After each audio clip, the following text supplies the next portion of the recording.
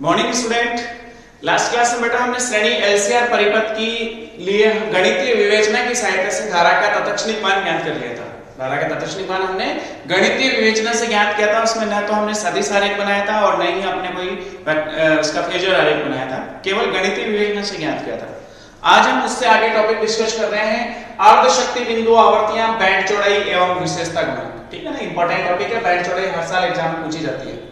ये बड़ा क्वेश्चन पूछता है यहाँ से बैंड चौड़ाई करके, तो पूछ लेता है। तो उसके लिए पहले आपको अर्ध शक्ति बिंदु आवर्तियों के बारे में पता होना चाहिए और फिर लास्ट में पढ़ेंगे विशेषता गुणक। देखो इसके नाम से ही पता चल रहा है बेटा, अर्ध शक्ति बिंदु आवर्तियां। अर्ध शक्ति बिंदु मतलब जहां पे शक्ति का मान आधा हो। जैसे कोई भी परिपथ है, एलसीआर परिपथ है आपका, तो उसकी शक्ति के हमने 3 सूत्र सीखे होंगे। P बराबर V इंटू आई बोलता और धारा के गुणनफल को शक्ति कहते हैं, या I स्क्वायर इंटू R या V स्क्वायर बटा R। ठीक है, तो सबसे पहले हम बात करेंगे अर्ध शक्ति बिंदु आवर्तियों की। तो थोड़ा सा मैं पहले इसको समझा दूं, उसके बाद अपन इसको डिस्कस करेंगे। ठीक है ना, तो पहला टॉपिक आपका होगा अर्ध शक्ति बिंदु आवर्तियां। ठीक है, हमने धारा और आवर्ती के मध्य ग्राफ बनाया था लास्ट क्लास में। धारा और आवर्ती के मध्य ग्राफ बनाया था। x पे हमने ली थी आवर्ती f हर्ट्ज में।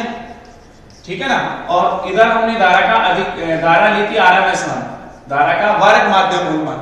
धारा के वर्ग माध्य मूल मान और आवर्ती के मध्य ग्राफ हमने खींचा था, तो हमारा ग्राफ कुछ इस टाइप का।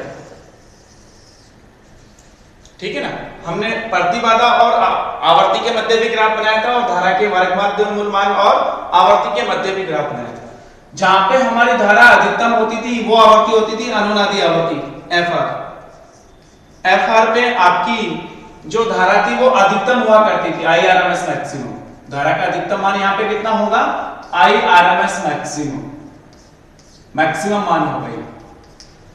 अब अगर मैं इसके संगत आपसे वर्ग एफआर के संगत आपसे पूछूं कि बताओ परिपथ की शक्ति क्या होगी, तो आप शक्ति लिखोगे P बराबर I square RMS max into capital R।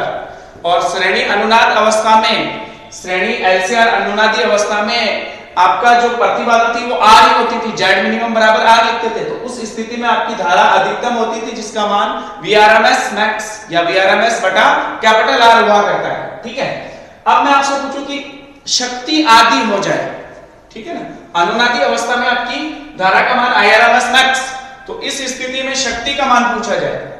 अनुनादी अवस्था में एलसीआर परिपथ की शक्ति, एलसीआर परिपथ की शक्ति या शक्ति क्षय की बात करें तो P बराबर सूत्र लिखेंगे Irms मैक्स का स्क्वायर इनटू R। इस समय आपकी शक्ति इतनी होगी। इस शक्ति का मान आधा कहां पे होगा, जब शक्ति का मान आधा कर दे। अर्ध शक्ति बिंदु मतलब जब शक्ति आधी होगी तो धारा का मान भी घटेगा। कितना होगा वो हम ज्ञात करेंगे। तो मान लो वो बिंदु P1 और P2 यहां पे है। ये बिंदु P1 मान लिया और इस बिंदु को अपने P2 से निर्देशित कर दिया। P1 के संगत जो आवर्ती है उसको हमने F1 से निर्देशित किया और P2 के संगत जो आवर्ती है उसे हम F2 से निर्देशित करेंगे। और ये मान कितने होंगे, यहाँ पे धारा का मान कितना होगा वो अपन ज्ञात कर लेते हैं। यहाँ पे जो धारा का मान होगा वो अपन ज्ञात कर लेते हैं। ठीक है, तो F1 और F2 हमारी होती है अर्ध शक्ति बिंदु आवर्तियां। परिपथ में जब शक्ति का मान आधा हो जाए तो उनके संगत बिंदु P1 और P2 के संगत जो अर्ध शक्ति बिंदु है उनके संगत जो आवर्ती होती है उसे अर्ध शक्ति बिंदु आवर्तियां कहते हैं। हम उसको परिभाषित भी करेंगे। अब उसका मान कितना होगा, उस समय धारा का मान कितना होगा वो हम ज्ञात कर लेते हैं। तो ये जो शक्ति का सूत्र दिया हुआ इसको आधा कर दो। जैसे मैं इसको लिखूं P बटा 2, शक्ति आपकी आधी हो गई।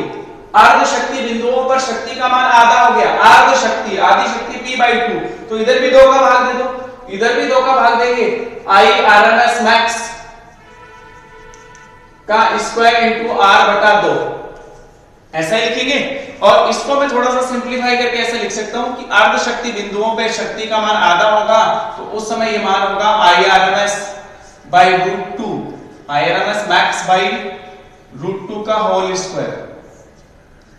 देखो इसका होल स्क्वायर करो, यही मान है Irms square max upon 2 into capital R। अर्थात अर्ध शक्ति बिंदुओं पे धारा का मान कितना होगा, मैक्सिमम मान का, धारा के मैक्सिमम मान का 1/√2 गुणा, मतलब यहाँ पे जो धारा होगी वो कितनी होगी बेटा, Irms max by√2, धारा के अधिकतम मान की 1/√2 गुणा कितनी होगी यहाँ पे, Irms max by√2। यहाँ पे शक्ति जो है, या मैं बोलूं धारा का जो अधिकतम मान है जहां पे शक्ति आती होती है वो इतनी होती है 1/√2 0.707 होता है, लगभग 3/4, ठीक है ना, 3/4 होगा धारा का मान यहाँ पे। तो अर्ध शक्ति बिंदुओं पे जो धारा का अधिकतम मान है वो Irms max by√2। ये जब हम बैंड चौड़ाई की बात करेंगे तब काम आएगा। अब हम इसकी परिभाषा लिखते हैं कि अर्ध शक्ति बिंदु आवर्तियां होती क्या है, हम इसको कैसे परिभाषित करेंगे। तो देखो, जब परिपथ की शक्ति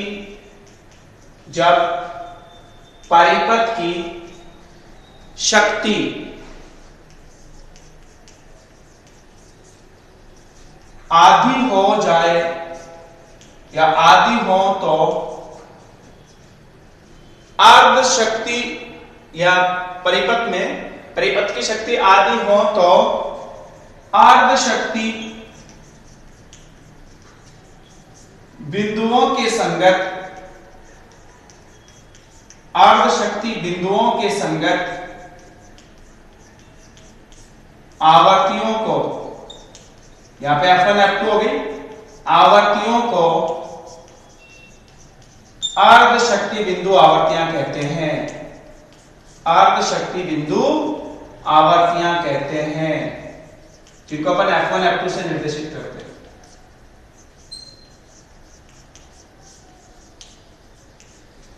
देखो, एक टॉपिक कंप्लीट हो गया। हमने आरएमएस, धारा के आरएमएस मान और आवर्ती के मध्य ग्राफ देखा। तो ये अनुनादी आवर्ती में धारा का मान अधिकतम था, और इस समय परिपथ की शक्ति थी P = Irms square max into capital R।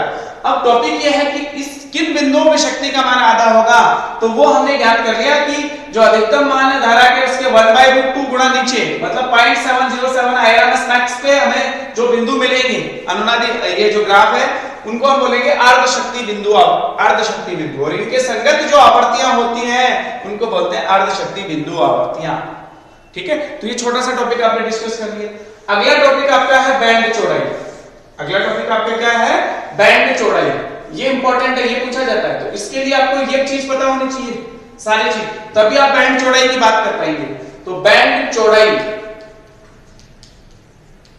जिसको डेल्टा एफ से निर्देशित करेंगे या डेल्टा ओमेगा भी लिखा होता है, बैंड चौड़ाई देखो, अर्ध शक्ति बिंदुओं के संगत आवर्तियों के अंतर को बैंड चौड़ाई कहते हैं।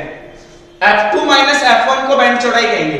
P2 के संगत आवर्ती F2, P1 की संगत आवर्ती F1, F2 बड़ा होगा F1 से, तो ये जो अंतर होता है इसी को बैंड चौड़ाई कहते हैं, जिसको डेल्टा एफ से निर्देशित करते हैं। अर्ध शक्ति बिंदु आवर्तियों के अंतर को बैंड चौड़ाई कहते हैं। अर्ध शक्ति बिंदु आवर्तियों के अंतर को,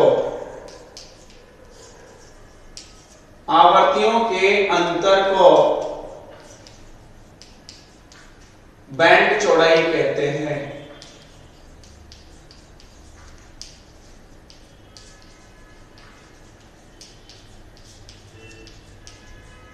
अर्ध शक्ति बिंदु आवर्तियों के अंतर को बैंड चौड़ाई कहते हैं। अर्थात डेल्टा एफ बराबर F2 - F1। एक्चुअली में मुझे ये सूत्र व्युत्पन्न करना है, इसका मान ज्ञात करना है F2 - F1 का। डेल्टा एफ बराबर F2 - F1, इसे हम बोलेंगे अर्ध शक्ति, बैंड चौड़ाई। डेल्टा एफ को हम क्या बोलेंगे, बैंड चौड़ाई, जिसको परिभाषित इस तरह से किया आपने बेटा, अर्ध शक्ति बिंदु आवर्तियों के अंतर को बैंड चौड़ाई कहते हैं, और वो अंतर अब हमें ज्ञात करना है। ठीक है ना, इसका डेरिवेशन हमें कंप्लीट करना है। तो बैंड चौड़ाई की परिभाषा आपने लिख ली, F2 - F1। अब देखो, F1 F2 के संगत जो धारा का अधिकतम मान होता है वो इतना होता है अर्ध शक्ति बिंदुओं पर। हम इसका डेरिवेशन कंप्लीट करने जा रहे हैं बेटा, तो ये बड़ा डेरिवेशन है, थोड़ा सा मैं यहां लिखता हूं, उसके बाद फिर बचा हुआ डेरिवेशन अपन इधर कंप्लीट कर लेंगे। अर्ध शक्ति बिंदुओं पर, अर्ध शक्ति बिंदुओं पर देखो, ये लाइन जो है ना वो इंपॉर्टेंट है, यहां से स्टार्टिंग का अगर आपको पता चल गया कि कैसे स्टार्ट करना है, डेरिवेशन कंप्लीट हो जाएगा, नहीं तो नहीं होगा। अर्धशक्ति बिंदुओं के संगत, अर्धशक्ति बिंदुओं के संगत वर्ग माध्य मूल धारा, धारा का वर्ग माध्य मूल मान, धारा का वर्ग माध्य मूल मान कितना होता है? आईआरएमएस का मान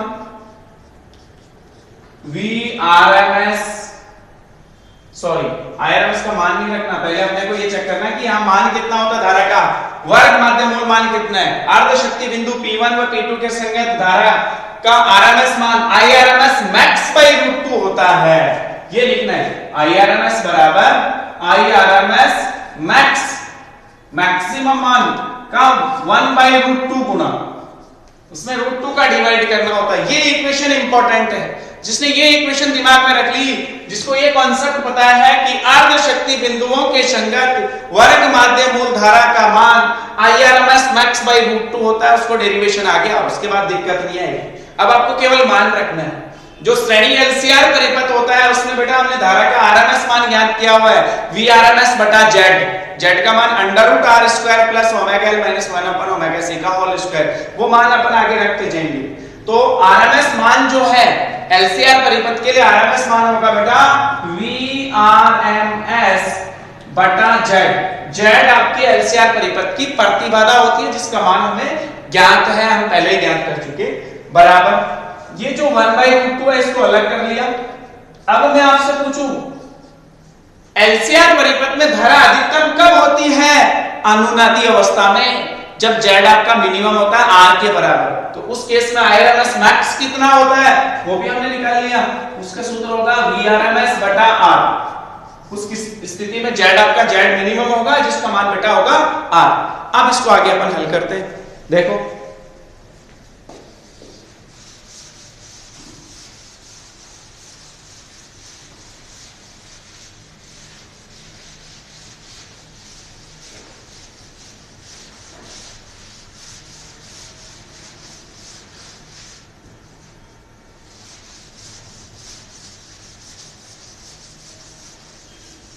देखो ध्यान से भाभी, वीआरएमएस बटा जेड, देखो वीआरएमएस से वीआरएमएस कट जाएगा, वीआरएमएस से वीआरएमएस कैंसिल, जेड का मान 1 अपॉन जेड का मान under root of R square plus omega L minus 1 upon omega C का होल स्क्वायर बराबर, जेड का मान रख दिया हमने, प्रतिबाधा एलसीआर परिपथ की 1 by root 2 into R, VRMS से वीआरएमएस कट गया था, आर बचा रूट 2 बचा अपॉन में, क्रॉस मल्टीप्लाई करो, वर्ग कर लो दोनों तरफ, इसका क्रॉस मल्टीप्लाई करेंगे तो under root R square plus omega L minus 1 upon omega C का होल स्क्वायर बराबर रूट 2 इंटू आर।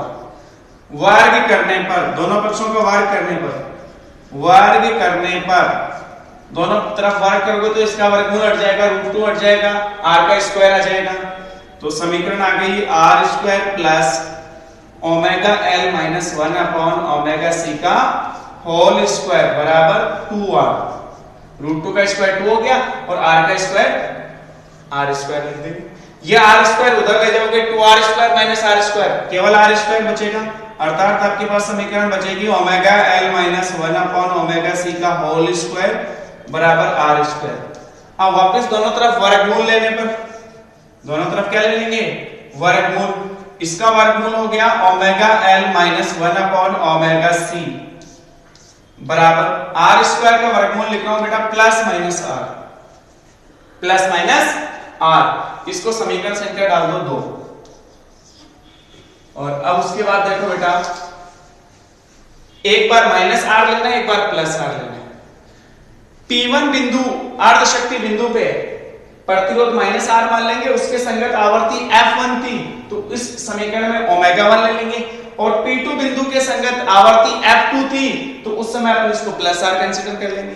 तो बिंदु P1 के लिए, बिंदु P1 के लिए ग्राफ ध्यान में रखना है, P1 के लिए ये जो समीकरण है उसको लिखा जाएगा omega 1 L minus 1 upon omega 1 into C बराबर माइनस का आर, समीकरण संख्या 3। और इसी प्रकार बिंदु P2 के लिए, बिंदु P2 के लिए आवर्ती थी आपकी अर्ध शक्ति बिंदु आवर्ती F2, तो कोणीय आवर्ती omega 2, omega 2 L minus 1 upon omega 2 into C बराबर प्लस आर। ठीक है ना, माइनस क्यों लिया उधर, प्लस क्यों लिया, क्योंकि अनुनादी वाली को मूल बिंदु पे मान लो तो उसके लेफ्ट में माइनस होती है मान और राइट में प्लस होती है, इसलिए ऐसा लिख दिया हमने। समीकरण संख्या 4। अब आपको एक्चुअल में ज्ञात करना था F2 माइनस F1, तो एक बार तो इन दोनों समीकरण को जोड़ेंगे, एक बार घटाएंगे, कुछ मान आ जाएगा। देखो समीकरण 3 व 4 को जोड़ने पर, समीकरण 3 व समीकरण 4 को जोड़ने पर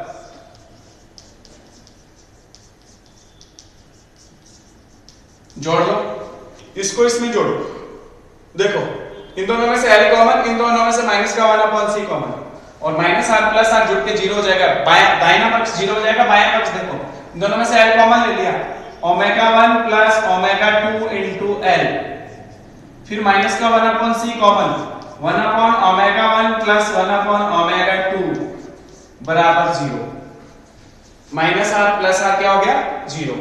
इसमें लघुत्तम ले लो omega 1 omega 2, omega 1 plus omega 2 into L minus 1 upon C, omega 1 omega 2 लघुत्तम ले लिया, क्या बचा ऊपर ओमेगा 2 प्लस ओमेगा 1, क्या ओमेगा 1 प्लस, इस माइनस वाली राशि को राइट हैंड में ले जाओ, तो omega 1 plus omega 2 equal into L equals to 1 upon C, omega 1 plus omega 2 upon omega 1 omega 2। Cut गया, मैं सी को ऊपर ले गया, तो LC equals to 1 upon omega 1 omega 2, या 1 upon LC equals to omega 1 omega 2। समीकरण संख्या नेक्स्ट जो भी आ रही है 5, समीकरण संख्या 5। अब उसके बाद देखो बेटा 4 में से 3 को घटाने पर, 4 में से 3 को घटाने पर, अब 4 में से 3 को घटा देंगे,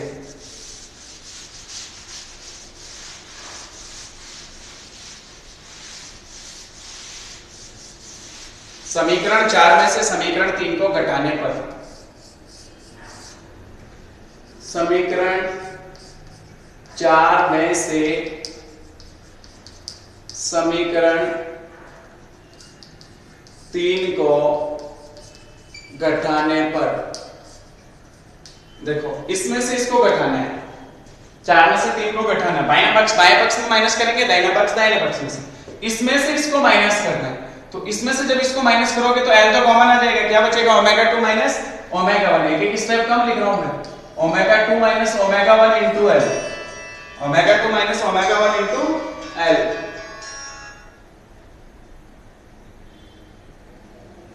omega 2 minus omega 1 into L, इन दोनों में से कॉमन आ गया L। फिर जब आप इसमें से इसको घटा रहे तो ये प्लस का हो जाएगा, ये प्लस का हो जाएगा, इसको मैं लिख सकता हूं प्लस का 1 अपॉन सी कॉमन ले लिया आपने, इसको पहले लिख दिया, और यहां बचेगा प्लस का 1 अपॉन ओमेगा 1, ये माइनस का 1 upon omega 2, 1 upon omega 1 minus 1 upon omega 2 बराबर r of minus r, r में से माइनस ऑफ r को माइनस करोगे तो आप प्लस का 2r हो गया, ये क्या हो गया बेटा आपका प्लस का 2r। आगे देखो लघुत्तम लेना है, थोड़ा सा हल करना है, यहां पे लघुत्तम आ गया ओमेगा 1 ओमेगा 2, ये ऐसे ऐसा ठीक रखना है, omega 2 minus omega 1 into L plus का 1 अपॉन सी, लघुत्तम आपका आ गया ओमेगा 1 ओमेगा 2, ऊपर बचा ओमेगा 2 माइनस ओमेगा 1 बराबर ट्वाइस r। इन दोनों में से ओमेगा 2 माइनस ओमेगा 1 कॉमन है, कॉमन भी ले लो, ओमेगा 2 माइनस ओमेगा 1 आपने कॉमन ले लिया, यहां पे बचा L प्लस का 1 अपॉन सी, यहां पे बचा 1 अपॉन ओमेगा 1 ओमेगा 2 बराबर ट्वाइस r।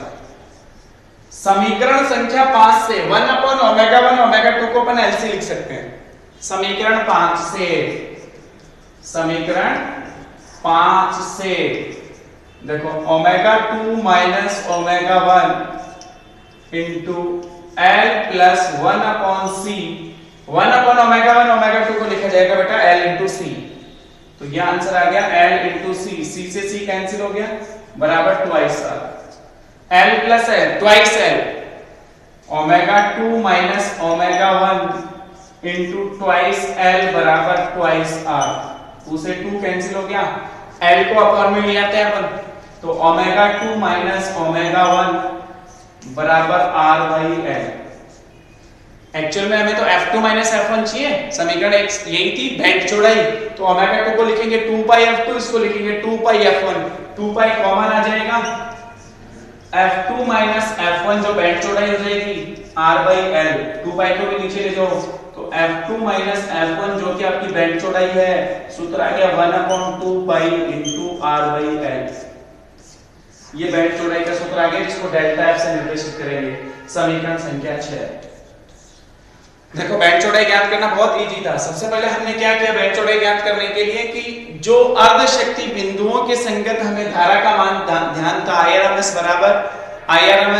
बराबर IRMS मैक्स बाई √2। उस समीकरण को लेकर हमने स्टार्ट किया और फिर लास्ट तक हम पहुंच गए। हमारे पास बेंड चौड़ाई का सूत्र आ गया बेटा 1/2 pi into R by L।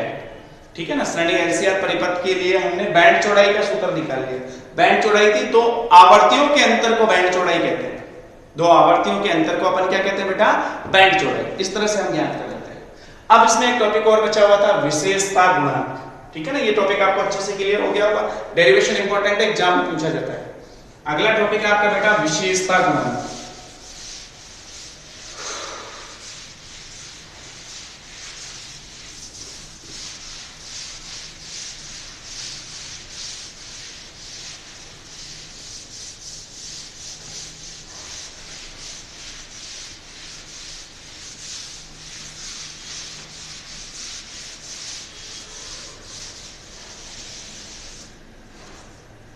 देखो तीसरा टॉपिक है इसी में विशेषता गुणांक।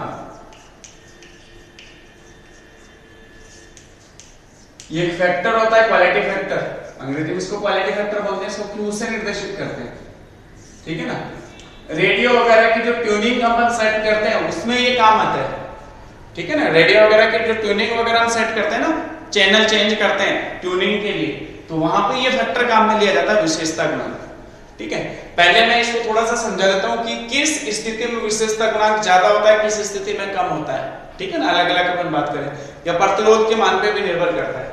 जैसे मैंने ग्राफ बनाया यही वाला सेम, आवर्ती F हर्ट्ज में ली हुई है और इधर धारा का अधिकतम मान IRMS, ये धारा के मान के लिए।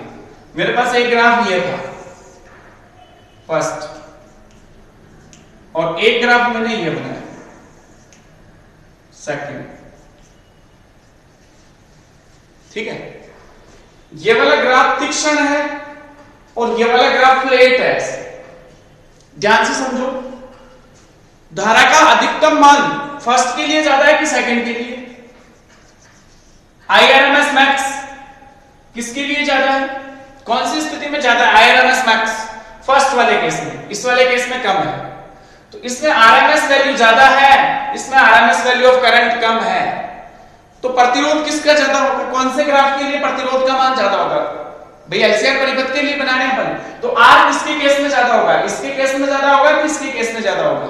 आपने सूत्र पढ़ा है I बराबर VM बाई Z, IRMS बराबर VRMS बाई Z। तो जिसका Z ज्यादा उसके लिए IRMS कम। इसका मतलब इसका प्रतिरोध R2 R1 से बड़ा है, इसका प्रतिरोध R1। तो एक चीज तो ये पता चली कि जब श्रेणी एलसीआर परिपथ में R का मान ज्यादा होता है, प्रतिरोध का मान ज्यादा होता है, तो आपका जो धारा और आवर्ती के मध्य ग्राफ होता है वो उस टाइप का फ्लैट बनता है। और अगर R का मान कम है तो ग्राफ तीक्ष्ण होगा, उसमें धारा का मान अधिकतम होगा, IRMS आपका मैक्सिमम होगा R कम होने वाली स्थिति में। हमें ये भी चेक कर लिया। अब हम इस विशेषता गुणांक को कैसे परिभाषित करते हैं वो भी लिखते हैं। तो अनुनादी आवर्ती व बैंड चौड़ाई के अनुपात को एलसीआर परिपथ का विशेषता गुणांक कहते हैं। परिभाषा लिख लो। बैंड अनुनादी आवर्ती श्रेणी एलसीआर परिपथ में श्रेणी LCR परिपथ में अनुनादी आवर्ती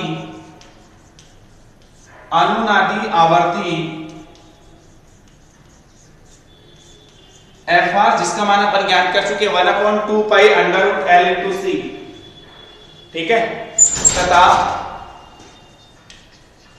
श्रेणी LCR परिपथ में अनुनादी आवर्ती FR तथा बैंड चौड़ाई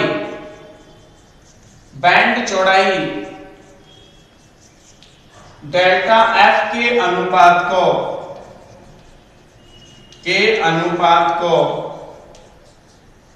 श्रेणी LCR परिपथ में अनुनादी आवर्ती FR तथा बैंड चौड़ाई डेल्टा F के अनुपात को क्या कहते हैं बेटा? विशेषता गुणांक। परिपथ की विशेषता गुणांक कहते हैं, परिपथ की विशेषता गुणांक, क्वालिटी फैक्टर कहते हैं। इसको Q से निर्देशित करते हैं और इसका मान अपन ज्ञात कर सकते हैं। क्योंकि श्रेणी LCR परिपथ में FR का मान कितना था बेटा? 1/2 pi under root L into C, समीकरण संख्या 1। और अनुनादी आवर्ती डेल्टा F का सूत्र अभी भी निकला है 1/2 पाई R बाई L, समीकरण संख्या 2। अतः परिभाषा से अतः Q बराबर FR बटा डेल्टा F, FR बटा डेल्टा F, ठीक है। इसको अपन कोणीय आवर्ती के रूप में भी लिख सकते हैं, तो ठीक है, वो अगली स्लाइड में बता दूंगा। FR और डेल्टा F का मान याद रख लो। तो Q बराबर FR का मान कितना बेटा? 1/2 pi under root L into C upon Q का मान, सॉरी डेल्टा F का मान आपके पास ये रहा 1/2 pi into R by L। देखो 2 पाई से 2 पाई कैंसिल हो गया, ये L ऊपर चला जाएगा, R नीचे रहेगा। तो Q बराबर सूत्र आ गया आपके पास 1/R L upon under root L into C। L को root L into root L लिख सकते हैं, एक रूट L कट जाएगा, ऊपर रूट L बचेगा। Q का सूत्र आया आपके पास फाइनली Q बराबर 1/R अंडर रूट L बटा C। Q बराबर 1/R अंडर रूट L बटा C। अब देखो R का मान कम होगा, Q का मान ज्यादा होगा। R का मान कम होगा तो Q का मान, और वो चीज हमें पहले ही पता है, R का मान कम होगा तो Q का मान ज्यादा। इसका मतलब इसका क्वालिटी फैक्टर ज्यादा है। इसका क्वालिटी फैक्टर मैं बोलूं Q1 है और इसका क्वालिटी फैक्टर Q2 है, तो पता चला Q1 but greater than Q2। Graph जितना तीक्ष्ण होगा उसका क्वालिटी फैक्टर उतना ज्यादा होगा। एक और चीज, दूसरा मैं बोलूं कि बैंड चौड़ाई किसकी ज्यादा है? बैंड चौड़ाई इसकी ज्यादा, इसकी कम है, तो बैंड चौड़ाई जिसकी कम होगी उसका Q ज्यादा होगा, बैंड चौड़ाई जिसकी ज्यादा होगी उसकी Q कम होगी। बिल्कुल सिंपल है। तो जो तीक्ष्ण होते हैं ग्राफ, उनकी विशेषता गुणांक ज्यादा होती है, अर्थात उनके लिए R का मान कम होता है। उस LCR परिपथ में R का मान कम होगा तो ग्राफ उतना ही तीक्ष्ण होगा, बैंड चौड़ाई भी कम होगी और विशेषता गुणांक ज्यादा होगा, ठीक है। और एक और इस सूत्र को अपन सीख रहे थे कि Q को जो है ना अपन कोणीय आवर्ती के रूप में भी लिख सकते हैं। तो Q बराबर देखो कई बार आप ऐसा भी सीखोगे omega R upon delta F delta omega 2 minus omega 1। तो Q बराबर ओमेगा R बटा ओमेगा 2 माइनस ओमेगा 1, ये सूत्र भी अपन सीखेंगे। Q बराबर ओमेगा R बटा ओमेगा 2 माइनस ओमेगा 1, विशेषता गुणांक का सूत्र ये भी होता है, ठीक है। तो आज बेटा हमने 3 टॉपिक डिस्कस कर लिए, अर्ध शक्ति बिंदु आवर्तियां, बैंड चौड़ाई और विशेषता गुणांक। तीनों टॉपिक आपको अच्छे से क्लियर होंगे और ये क्वेश्चन एग्जाम में पूछा जाता है। बैंड चौड़ाई वाला तो कंफर्म आता है, इसलिए आप इसको अच्छे से करना है, ठीक है, डेरिवेशन को कंप्लीट करना।